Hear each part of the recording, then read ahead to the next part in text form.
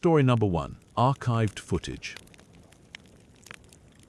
I was assigned to the night shift at the Richmond Evidence Digitization Center in late September of 2024, scanning and cataloging physical files from cold cases dating back to the 1970s. The facility operated around the clock to meet a federal grant deadline, and my role was to process boxes of physical evidence that had been stored in climate-controlled archives for decades.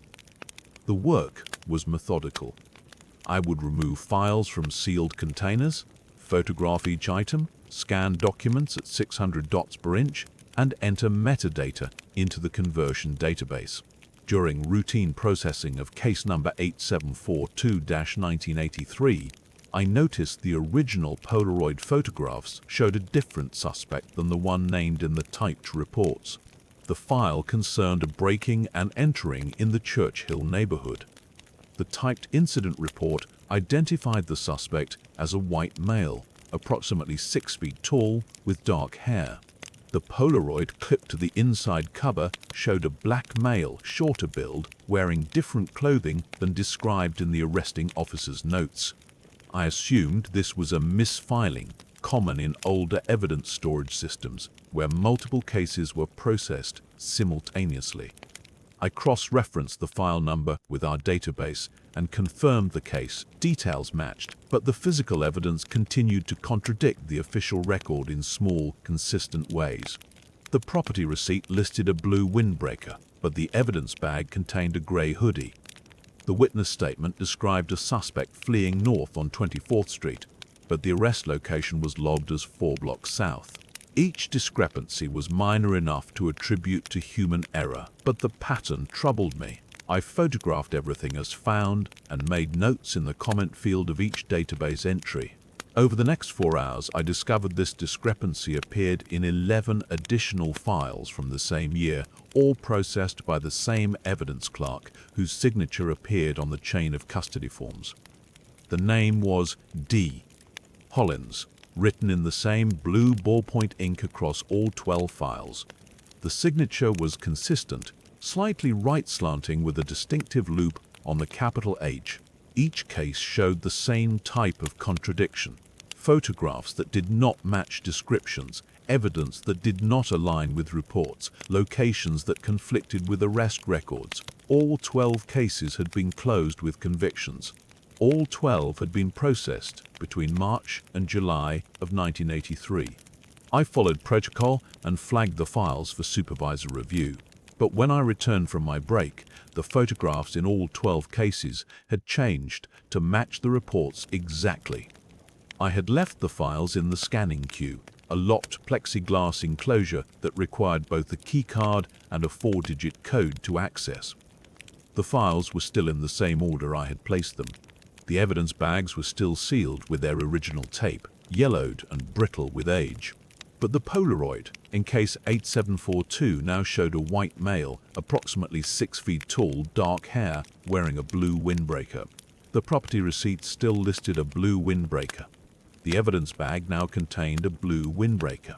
I checked the security logs and confirmed no one had entered the digitization room during my absence, and the files remained in the locked scanning queue where I had left them.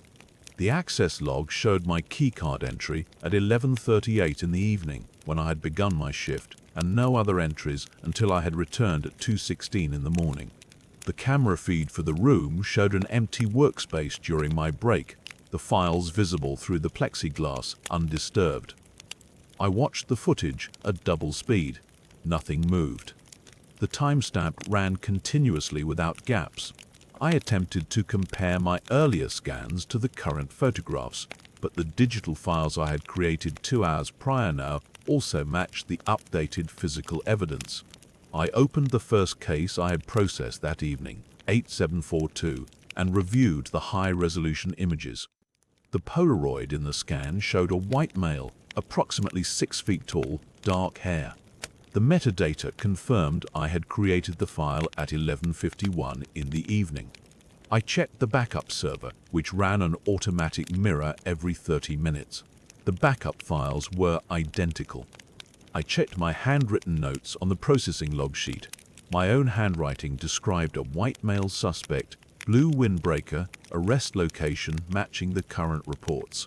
I contacted my supervisor at home against standard procedure, but her voicemail greeting identified her as someone I had never heard of, and personnel records showed she had never worked at the facility.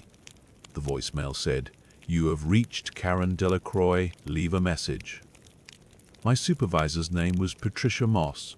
I had worked under her for 7 months. I accessed the personnel directory on the internal network. Karen Delacroix was listed as night shift supervisor for evidence digitization, hired in January of 2024.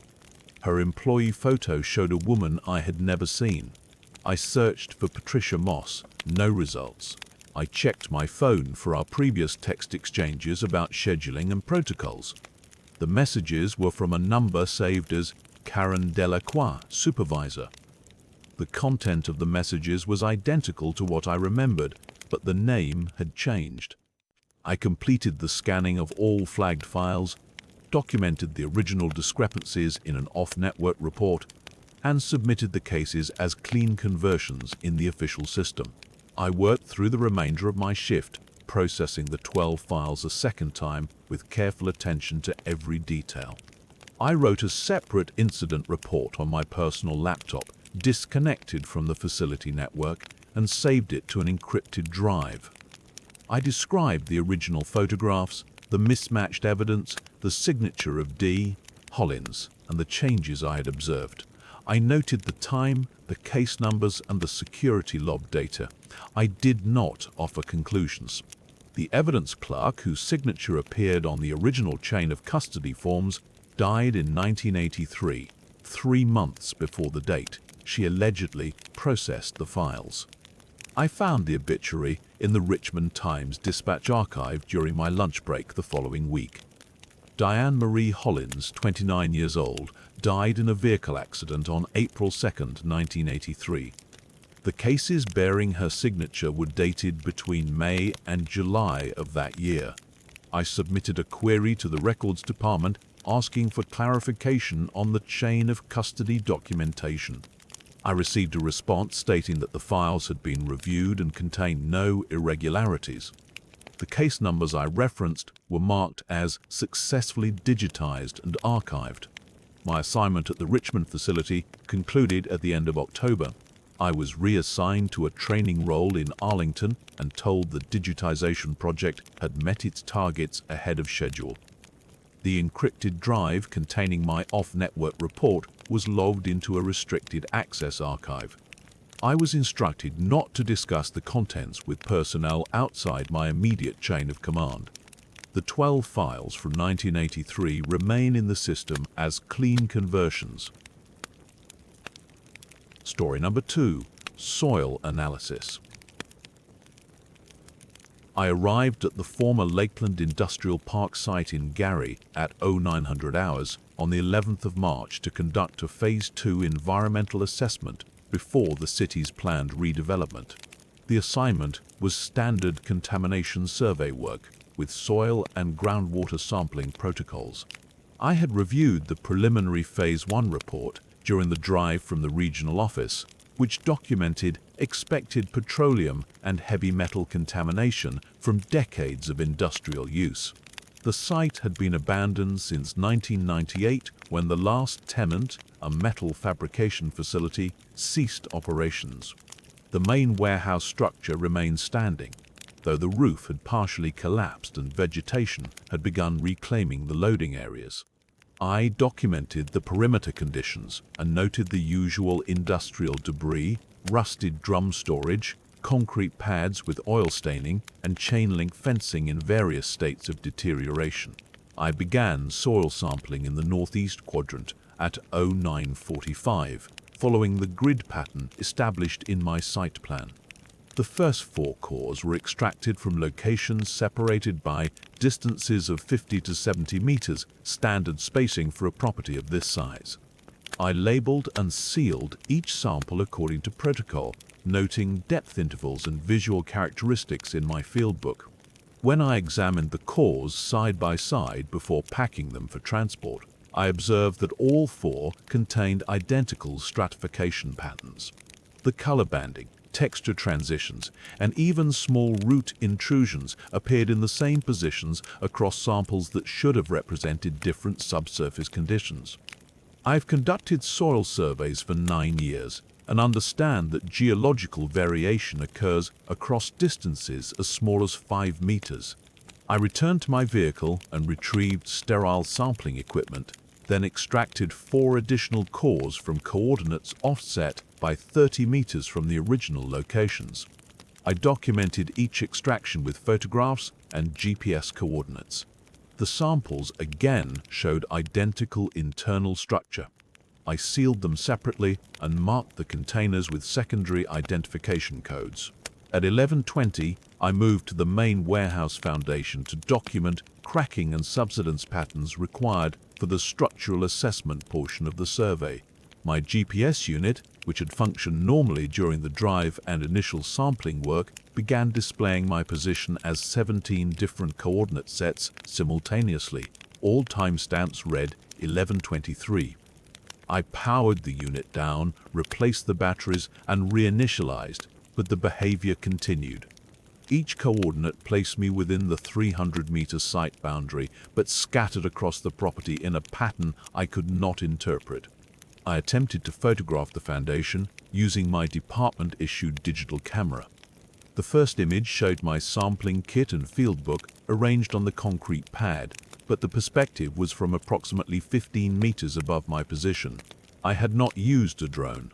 The second photograph showed the same scene from an angle near the warehouse's eastern wall, where I had not positioned any equipment. I took 6 more photographs of the foundation cracks. Each image showed my documentation setup from positions where no camera existed. I reviewed the images on the camera's display screen. In 3 of them, I could see myself crouching near the foundation, taking photographs. The angles suggested observation points that would have required elevated platforms or aerial equipment. At 11:52, I contacted my supervisor using my mobile phone to report equipment malfunction and request guidance on completing the survey. I described the GPS anomaly and camera issues.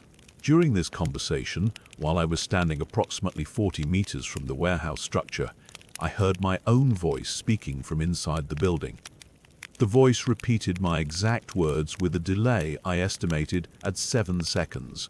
I could hear it clearly, despite the distance and the ambient wind noise.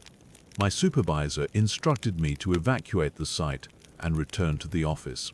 I followed emergency site departure protocols, collected my sampling equipment and documentation materials, and secured them in my vehicle. As I walked back to the parking area, I heard my footsteps echoing from multiple directions with varying delays, as though several people were walking the same path at different times. I departed the site at 12:17 and drove directly to the regional office. During the drive, the GPS unit returned to normal function. I filed an incident report that afternoon recommending indefinite suspension of development activities pending further investigation. In my written account, I described equipment malfunction affecting GPS and camera systems and noted unusual acoustic properties of the warehouse structure. I did not include details of the sample duplication or the specific nature of the spatial anomalies.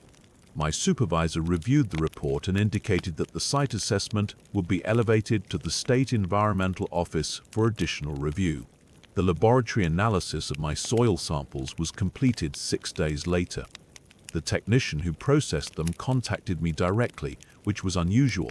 She told me that all 8 samples were molecularly identical, at a level that suggested they were portions of the same physical material, not separate samples from different locations. She asked if there had been a labeling error. I confirmed that extraction and documentation procedures had been followed correctly. She noted the result in her report as unexplained contamination of sample integrity. On the 23rd of March, I received notification that the Lakeland Industrial Park site had been reclassified under Municipal Code 47/6 as geologically unstable. The redevelopment project was transferred to a location 4 blocks south on a property that had previously been considered unsuitable due to wetland restrictions. Those restrictions were evidently waived or reinterpreted. My field logs and documentation from the 11th of March were archived under equipment malfunction categories. The soil samples were disposed of following standard protocols for compromised materials. I was reassigned to standard commercial site surveys for the remainder of the fiscal year and have not returned to that section of Gary. The file was marked closed for administrative purposes on the 2nd of April. Story number 3. Training footage. I was assigned to review archived security footage from a corporate training facility in McLean as part of a routine compliance audit following an employee complaint about missing time during a mandatory seminar. The complaint itself was vague. The employee, a mid-level program analyst named Sarah Vickers, had reported feeling disoriented after a leadership development session and noted that her phone showed 3 hours had passed when the seminar was scheduled for only 90 minutes. Her supervisor flagged it as a potential health concern and requested documentation review before proceeding with any formal inquiry. The footage was stored on a secure server maintained by the facility's parent contractor. I received access credentials on a Monday morning and began the review that afternoon from a workstation in our archive division. The file was labeled Conference Room B, date stamped for the 14th of March, beginning at 1 in the afternoon.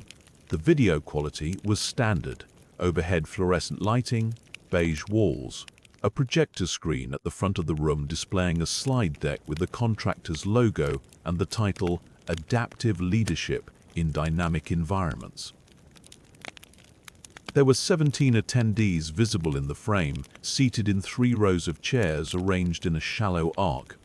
The instructor, a woman in her 50s wearing a grey blazer, stood near the projector screen with a remote control in her hand.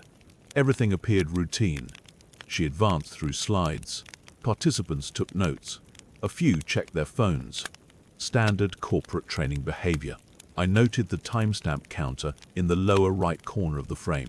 It ran forward normally for the first hour. At 1 hour and 8 minutes, the counter skipped backward by 3 seconds. Then it continued forward. At 1 hour and 14 minutes, it skipped backward again, this time by 7 seconds. I paused the playback and made a note in my log. Technical glitches were not uncommon in older surveillance systems, but the pattern was irregular enough to warrant flagging. I resumed playback. The instructor continued speaking, though the audio was muted per standard review protocol unless specifically required. The participants showed no reaction to anything unusual. No one looked at the camera. No one appeared confused or checked their watches. At 1 hour and 29 minutes, the timestamp skipped backward by 11 seconds. I flagged the file for technical review and continued watching. Protocol required a complete viewing before submitting any findings. At approximately the 90-minute mark, the instructor paused mid-sentence. I could see her mouth stop moving. Her hand, which had been gesturing toward the projector screen, froze in place. Then all 17 attendees turned their heads toward the camera in perfect unison. They did not move otherwise. Their hands remained in their laps or on their notepads. Their posture did not shift. Only their heads turned, smoothly and simultaneously, until they were all facing directly at the lens. The instructor remained motionless at the front of the room. I checked the timestamp. It continued running forward. 43 seconds passed. No one blinked. No one moved. Then the instructor resumed speaking, her hand completing its gesture toward the screen, and the attendees turned their attention back to the front of the room as if nothing had occurred. I replayed the segment 3 times. The movement was identical in each viewing, synchronized, deliberate. I made a detailed note in my log including the exact timestamp and duration. Then I continued the review. The remainder of the footage showed nothing unusual. The session concluded at what appeared to be the scheduled time. Participants gathered their materials and exited the room in small groups. The instructor powered down the projector and left last, switching off the lights. I cross-referenced the participant roster with the facility's exit logs for that date. 17 names were listed on the seminar attendance sheet. 19 people had signed out of the building between 3 and 3:30 that afternoon. I checked the entry logs. 17 people had signed in for the seminar. The 2 additional exit signatures belonged to individuals with valid building access, but neither was listed as attending the training session. One was a facilities technician. The other was an administrative assistant assigned to a different floor. I requested the original digital file from the server to verify the metadata. The request was approved within an hour.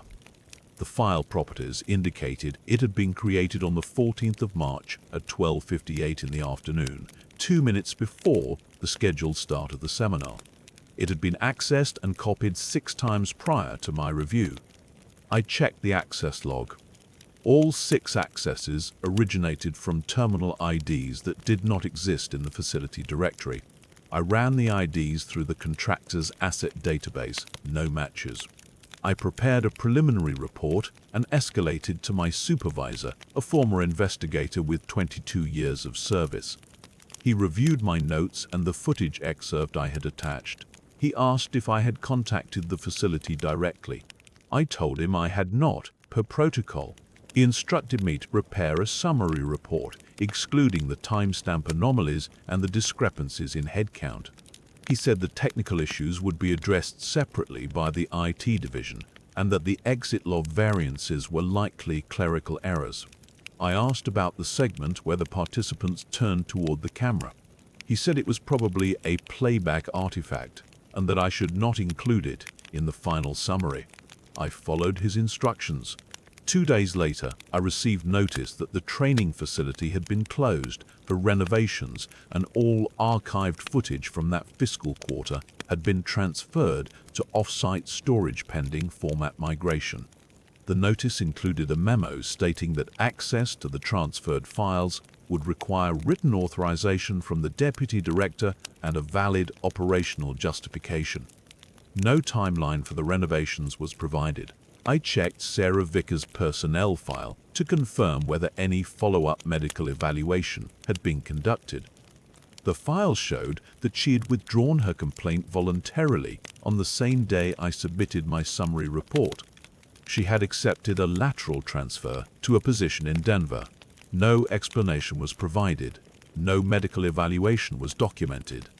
My audit was marked complete with no findings. I was reassigned to a different contract cycle the following week. My new assignment involved reviewing procurement documentation for a logistics contract in Arlington. The reassignment memo included a note instructing me not to request access to McLean facility records without written authorization from the deputy director. I have not requested such authorization. The file remains in off-site storage. The facility reopened 4 months later under a different contractor. Sarah Vickers is still in Denver. As far as I know, the case is closed.